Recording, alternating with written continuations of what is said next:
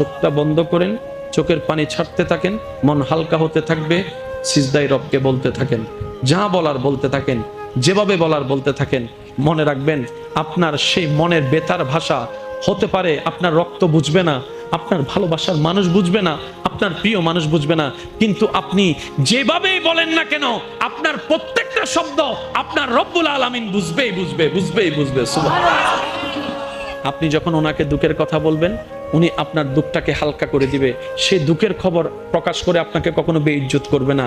আর আপনি যখন সুখের খবর পেয়ে রবের দরবারে সিজদায় চলে যাবেন, তখন আল্লাহ তাআলা খুশি হয়ে আপনার সুখটাকে আরো বাড়ায় দিবে।